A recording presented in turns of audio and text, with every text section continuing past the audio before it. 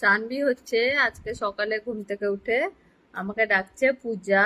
কারণ কালকে ওর পাপা পূজা পূজা ডাকছিল, ও শুনেছে।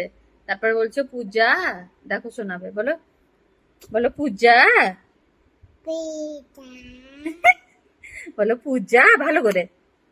পিতা আর পাপাকে কি বলো? ড্যাডিস, দাদিস ড্যাডিস বলো, বলো সবাই শুনবে। দাদিস ভালো করে বলো ড্যাডি। দাদিস আর মম্মিকে কি বলো? মানি বলো মাম্মি। মানি মান্নি। মানি ও মাম্মি বলতে পারে না, বলে মান্নি। বলো বলো, মানি শুনলে?